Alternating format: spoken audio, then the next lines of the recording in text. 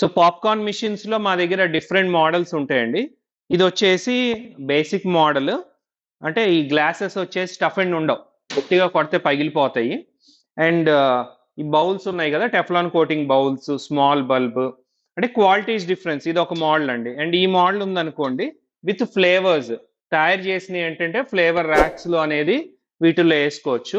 ఇది double bowl, ఎక్కడైతే production ఎక్కువ కావాలి, థియేటర్స్ ఇలా పెట్టామనుకోండి ఆర్ పార్క్స్ లో పెడితే ఈ కైండ్ ఆఫ్ కావాలి. ఇవి ఎనీ బౌల్ మా దగ్గర ఉన్న ఈ మిషన్స్ లో ఎనీ బౌల్ సుమారు 250 గ్రామ్స్ పాప్కార్న్, 200 గ్రాములు, 50 గ్రాములు ఆయిల్ వేసామనుకోండి, అవుట్పుట్ వచ్చేసి 250 గ్రాములు వస్తుంది. సుమారు ప్యాకెట్ 30 గ్రాములు అండి. అంటే సుమారు 8 ప్యాకెట్లు 3 నిమిషాల్లో దిగుబడి అవుతాయండి.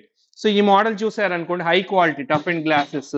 ఈవెన్ డోర్స్ వెనకాల కూడా మీకు ఇదిగోండి, ఇవి కూడా టఫ్ అండ్ గ్లాసెస్ ఉంటాయి. హై క్వాలిటీ ఆఫ్ ఇదిగోండి అల్యూమినియం బ్రాకెట్స్ కానీ, కొద్దిగా హై క్వాలిటీ, అంటే low quality to high quality different models ఉంటాయండి. పాప్కార్న్ అనేది డెఫినెట్ గా బెస్ట్ బిజినెస్, ఎందుకంటే తయారీ సుమారు 5 రూపాయలు అవుతుందండి. ఇంకా సెంటర్ బట్టి 20 రూపాయలు అమ్ముతారు, 50 రూపాయలు అమ్ముతారు. ఈ మాల్ ఉందనుకోండి 100 రూపాయలు కూడా అమ్ముతారు. Different scenario. అందరికీ నచ్చేది హెల్దీ స్నాక్.